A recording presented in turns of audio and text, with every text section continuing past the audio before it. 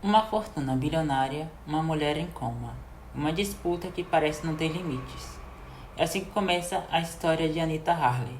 Um caso real que mistura poder, ambição e segredos familiares que ficaram escondidos por décadas até agora. Imagine a cena. Uma das mulheres mais ricas do Brasil, principal acionista de uma das redes varejistas mais tradicionais do país, está internada, inconsciente, sem poder falar, decidir ou sequer reagir. Do lado de fora, porém, o silêncio não existe. Pelo contrário, o que se desenrola é uma verdadeira guerra, travada nos bastidores da justiça, dentro de casas luxuosas e até mesmo entre pessoas que em algum momento afirmaram amá-la. Mas aqui vai a pergunta que realmente importa: quem são essas pessoas? E o que elas querem? Neste vídeo você vai entrar no coração de uma disputa que envolve uma esposa cujo status foi reconhecido e depois retirado, um filho que não tem laços de sangue, mas chegou ao controle de tudo, e uma ex-secretária que afirma ter sido a verdadeira companheira de vida. E até possíveis herdeiros que surgem do nada com testes de DNA e histórias surpreendentes. Só que nada nesse caso é simples, e cada decisão judicial tudo muda. E a cada novo personagem surgem mais dúvidas do que respostas. E no centro de tudo isso está Anita Harley, em silêncio, enquanto sua fortuna e seu legado são disputados como peças de um jogo de xadrez. E tem mais. Existe um elemento que torna essa história ainda mais tensa: um possível testamento. Um documento que pode redefinir completamente quem ganha e quem perde. Mas ninguém sabe ao certo o que está escrito nele, ou até mesmo se ele realmente existe. Enquanto isso, a justiça tenta manter o controle da situação, nomeando figuras imparciais para administrar o patrimônio.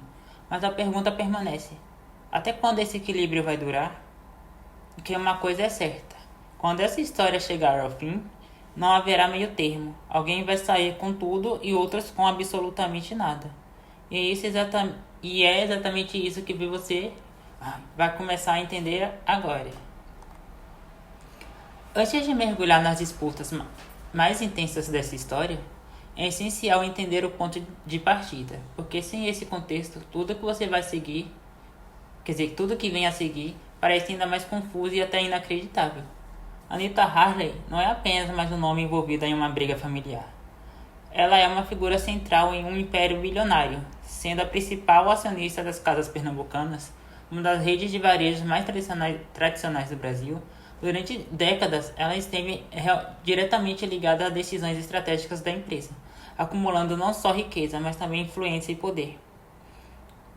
Mas tudo muda quando Anita entra em coma. A partir desse momento, ela deixa de ser a protagonista ativa da própria história e passa a ser o centro de uma disputa silenciosa, porém extremamente agressiva.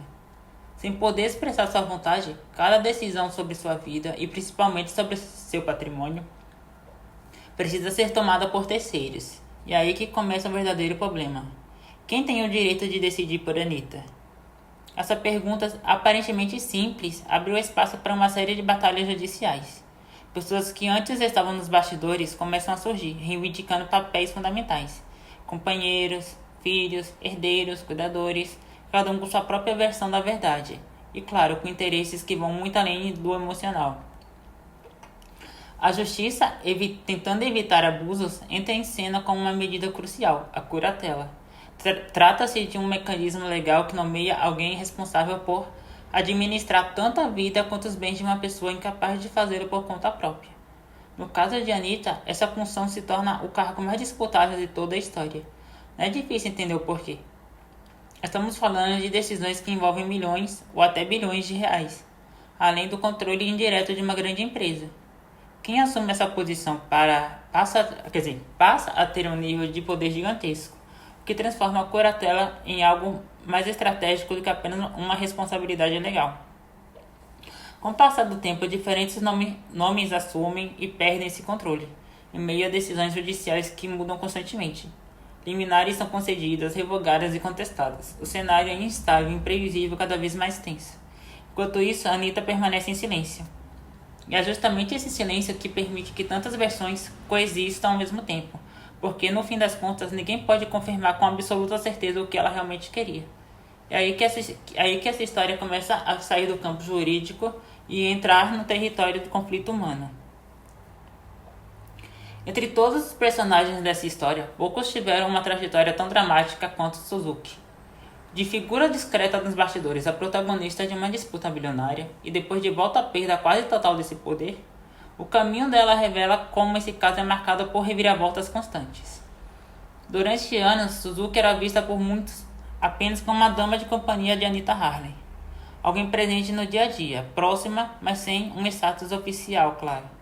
No entanto, essa percepção muda completamente quando ela entra na justiça com um pedido ousado, o reconhecimento de união estável com Anita. Em um primeiro momento, ela consegue. A decisão judicial que reconhece Suzuki como esposa muda tudo. De repente, ela deixa de ser uma figura secundária e passa a ocupar uma posição central na vida, e principalmente no patrimônio de Anita. Esse reconhecimento não é apenas simbólico, ele abre portas legais importantes, incluindo o direito de participar diretamente das decisões e de assumir a curatela. Na prática, isso significa acesso a informações privilegiadas, influência sobre os rumos financeiros e um peso enorme dentro da disputa familiar. Suzuki passa então a ser vista por outros envolvidos não apenas como alguém próximo, mas como uma ameaça real aos interesses deles. Só que, como quase tudo nesse caso, essa posição não dura. Em 2025, a Justiça revisa a decisão e reverte o reconhecimento da união estável. O impacto é imediato e profundo. Suzuki perde o status de esposa e com isso perde também os direitos que vinham junto com esse título. É uma queda brusca. Sem o reconhecimento legal, ela deixa de ter prioridade nas decisões, perde espaço na disputa pela curatela e vê seu acesso ao patrimônio de Anita ser drasticamente reduzido. Aquilo que antes parecia consolidado se desfaz em questão de uma decisão judicial. Isso levanta uma questão inevitável. Até que ponto as relações ali são baseadas em afeto e até que ponto são sustentadas por interesses? Para alguns, Suzuki sempre foi uma figura oportunista, que tentou se posicionar estrategicamente dentro de uma situação vulnerável. Para outros, ela era de fato a pessoa mais próxima de Anita naquele momento. Alguém que conhecia sua rotina, seus hábitos e sua vida íntima como ninguém. A verdade? Continua indefinida, mas uma coisa é certa, a ascensão e queda de Suzuki mostram que, nesse jogo, nenhuma posição é permanente e que a qualquer momento quem está no topo pode simplesmente deixar de estar. Se a história de Suzuki já é marcada por reviravoltas, a de Arthur leva essa disputa a um outro nível, porque envolve um conceito jurídico e emocional que nem sempre é fácil de entender. A filiação afetiva. Arthur não é filho biológico de Anita Harley. Ele é, na verdade, o filho de Suzuki com outro homem. Ainda assim, em meio a disputas judiciais, ele consegue algo extremamente significativo, o reconhecimento como filho afetivo de Anita. Isso muda completamente o jogo. A filiação afetiva no direito brasileiro não depende de laços de sangue, mas sim da construção de uma relação baseada em convivência, cuidado e vínculo emocional. Ou seja, mesmo sem DNA em comum, a justiça pode reconhecer algo como filho e se ficar comprovado que existia uma relação de mãe e filho na prática. No caso de Arthur, esse reconhecimento abre portas poderosas. De repente, ele deixa de ser apenas alguém próximo e passa a ocupar uma posição direta na linha de sucessão e nas decisões relacionadas à vida de Anita. Isso não só fortalece sua presença na disputa, como também legitima suas ações perante a justiça. E ele não perde tempo. Com um novo status, Arthur assume um papel ativo e estratégico. Em determinado momento, ele chega a ter influência sobre a curatela e sobre a gestão dos bens de Anita. Uma de suas decisões mais impactantes é nomear seu próprio advogado Daniel como presidente das casas pernambucanas. Essa escolha levanta questionamentos imediatos. Para alguns é uma jogada inteligente, alguém de confiança ocupando um cargo-chave em uma empresa bilionária. Para outros é claro sinal de concentração de poder e um possível conflito de interesses. Mas independente da interpretação, o fato é que Arthur rapidamente se posiciona no centro de tudo.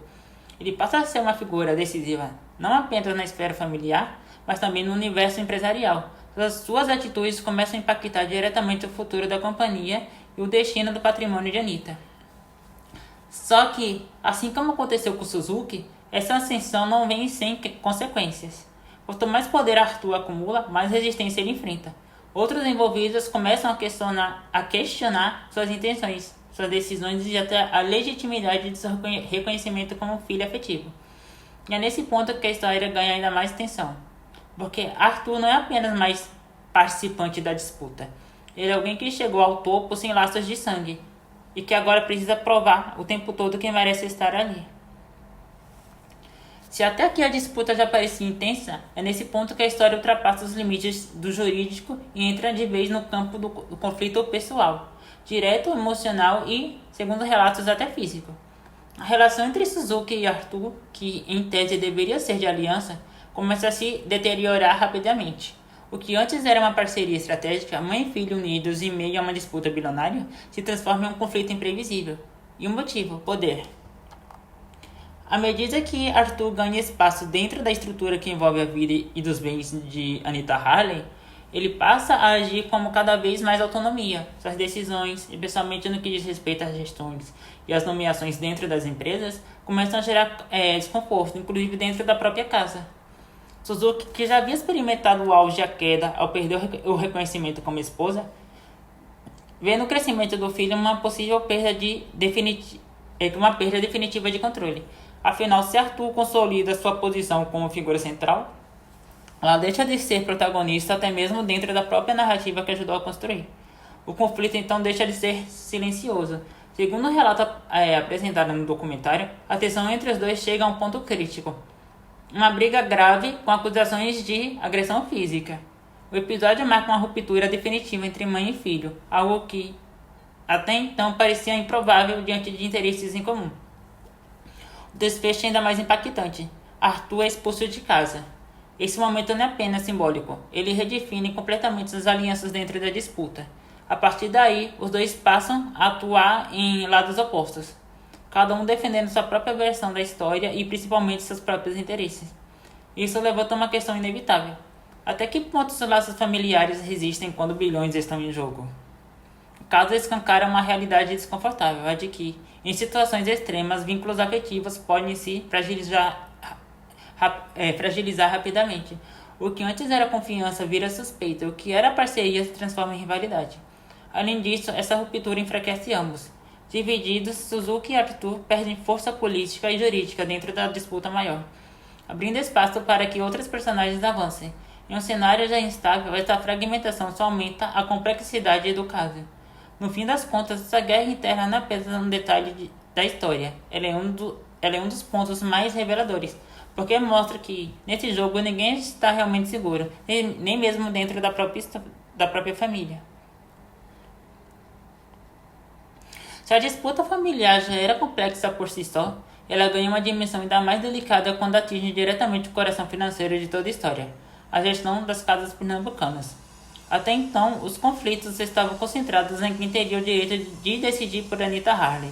Mas a partir do momento em que essas decisões começam a impactar a administração da empresa, o caso deixa de ser apenas uma questão familiar e passa a envolver governança corporativa, credibilidade de mercado e possíveis irregularidades financeiras. Tudo se intensifica quando Arthur, já fortalecido pelo reconhecimento como filho afetivo e por sua influência na curatela, toma uma decisão estratégica: nomear seu advogado Daniel como presidente da empresa. À primeira vista, pode parecer uma escolha baseada em confiança, afinal, colocar alguém próximo em uma posição-chave pode garantir alinhamento nas decisões. No entanto, essa movimentação rapidamente levanta suspeitas. Isso porque a nomeação de um advogado pessoal para comandar uma empresa bilionária pode representar um claro conflito de interesses, ainda mais em um contexto onde o patrimônio da empresa está diretamente ligado à disputa judicial em curso. As suspeitas não param por aí. Com o passar do tempo, o próprio Arthur, que havia colocado Daniel no cargo, começa a acusá-lo publicamente de desvios financeiros de má gestão. A situação, que já era sensível, se transforma em um escândalo aberto. As acusações são graves. Elas envolvem possíveis irregularidades na administração de recursos de empresa, levantando dúvidas sobre decisões tomadas durante o período em que Daniel esteve à frente da presidência, embora nem todas as alegações tenham sido comprovadas publicamente. O simples fato de existirem já é suficiente para abalar a confiança na gestão. E mais uma vez o caso entra em um novo ciclo de instabilidade. De um lado, Daniel se defende, contestando as acusações e questionando a credibilidade de Arthur. Do outro, Arthur tenta se desvincular de qualquer responsabilidade, mesmo tendo sido responsável pela nomeação inicial. O resultado? Uma troca pública de acusações que expõe ainda mais os bastidores da disputa. Para o público e para o mercado, o impacto é significativo. Empresas desse porte dependem da estabilidade, previsibilidade e confiança. Três elementos começam a se deteriorar diante de conflitos internos tão intensos. Isso levanta uma questão crítica. Até que ponto uma disputa pessoal pode comprometer uma estrutura empresarial inteira? Nesse caso, a resposta parece clara. Quando interesses individuais se sobrepõem à governança, o risco deixa de ser apenas jurídico e passa a ser estrutural. No meio disso tudo, o império construído por Anita Harley começa a mostrar sinais de fragilidade. Em meio a tantas disputas públicas, decisões judiciais e acusações cruzadas, existe uma figura cuja história chama atenção justamente pelo contraste.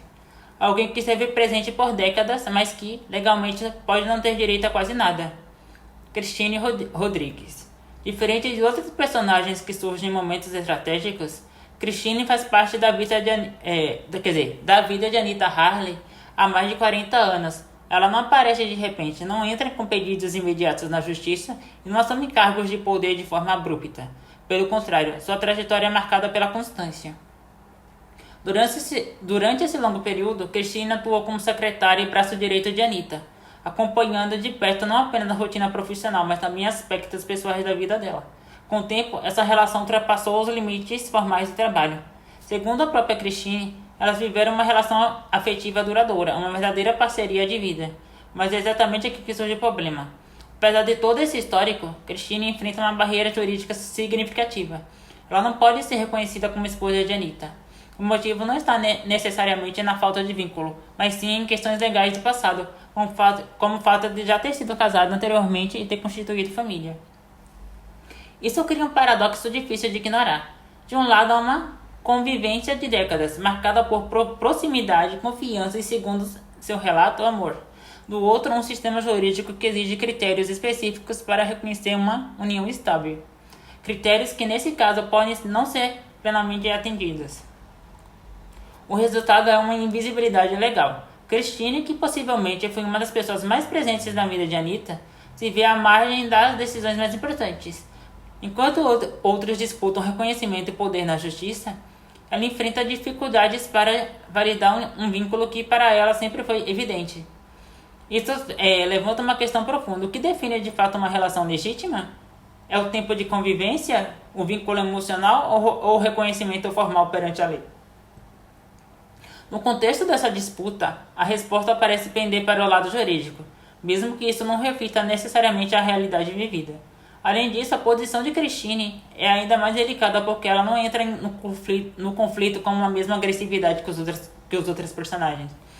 Sua narrativa é mais silenciosa, mais emocional, e talvez por isso menos ouvida em um cenário dominado por disputas intensas. No fim das contas, sua história adiciona uma camada humana ao caso, porque em meio a bilhões, processos e estratégias, ela representa algo mais simples e ao mesmo tempo mais complexa, o reconhecimento de uma vida compartilhada que pode nunca ser oficialmente aceita. Quando parece que todos os personagens principais dessa disputa já foram apresentados, surge uma revelação que adiciona ainda mais complexidade ao caso, o que ao mesmo tempo expõe uma realidade silenciosa e pouco discutida.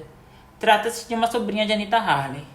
Diferente de outros nomes envolvidos, ela não aparece em entrevistas, não participa diretamente das disputas judiciais e nem ocupa posições estratégicas visíveis. Na verdade, sua ausência é justamente o que chama a atenção.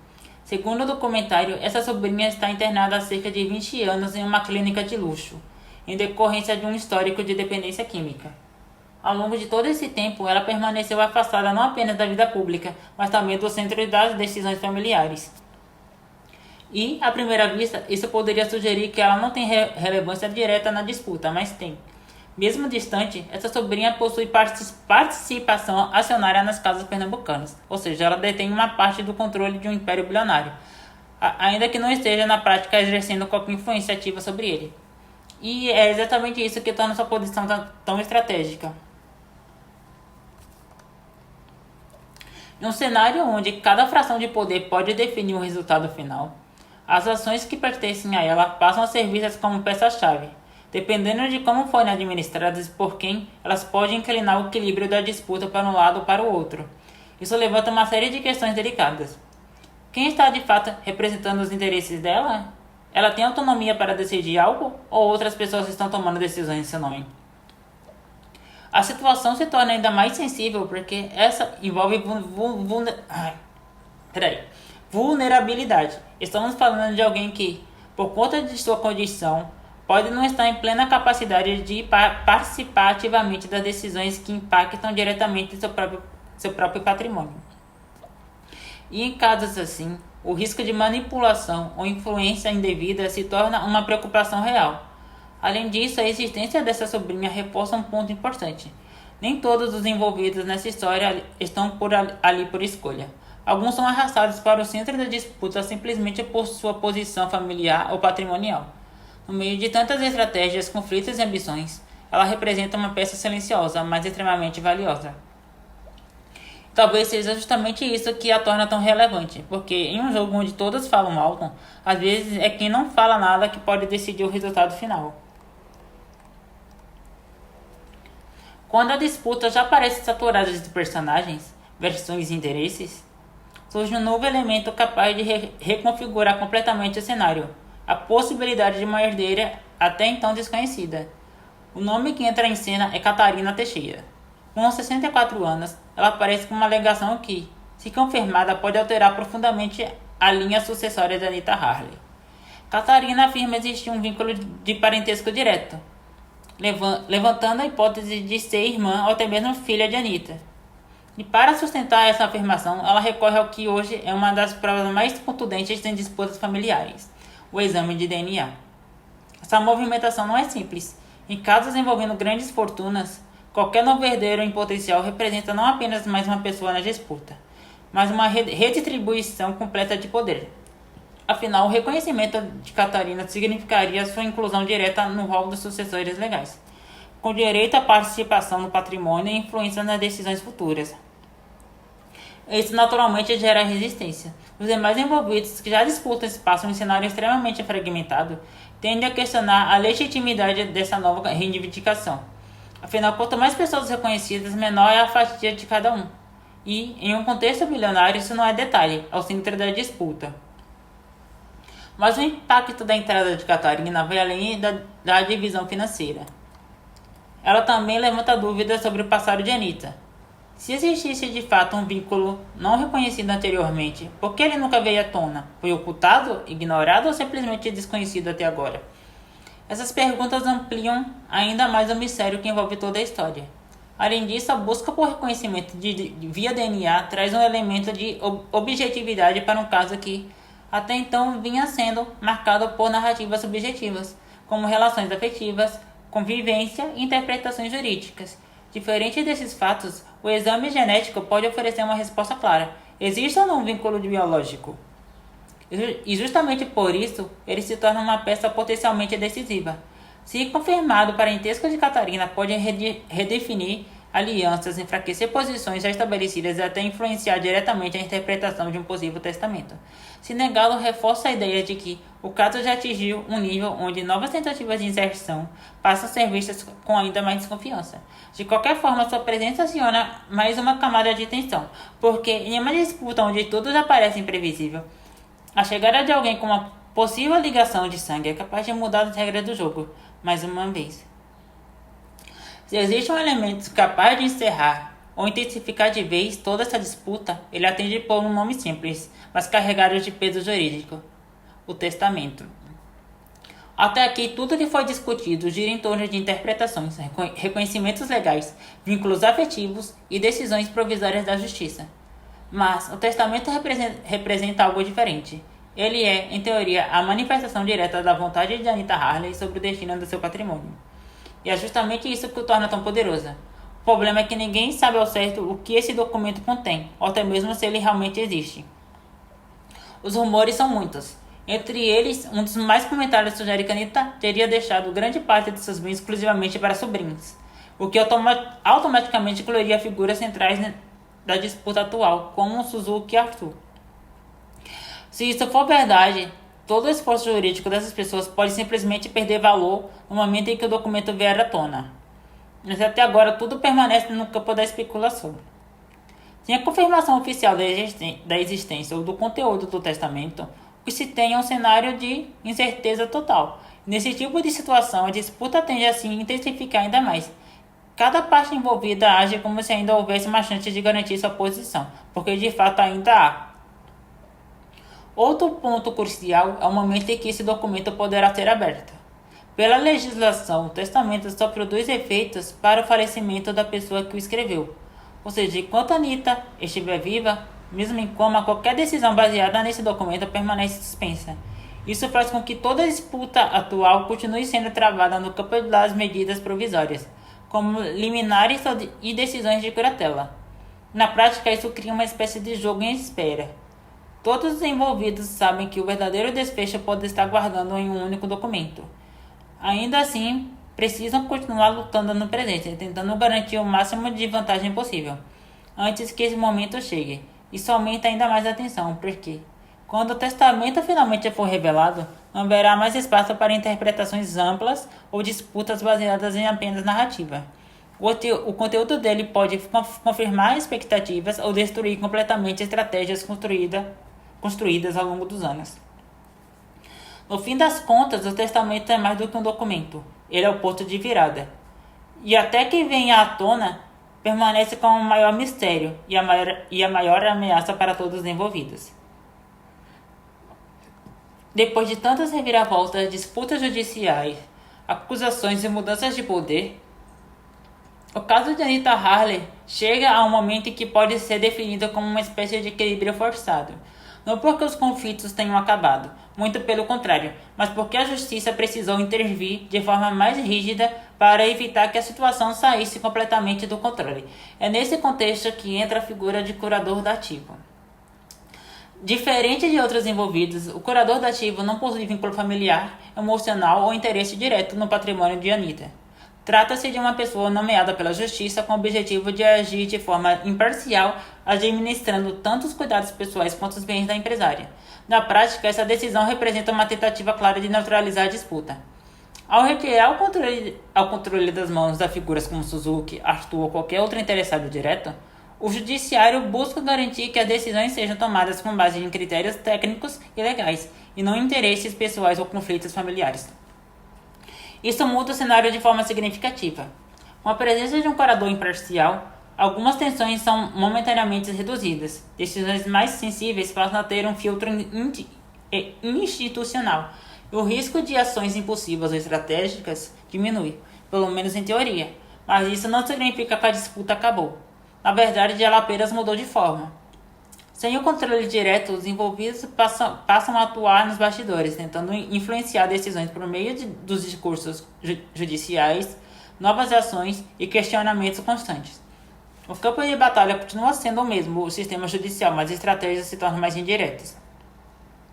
Como efeito importante dessa nova fase é a reaproximação de familiares.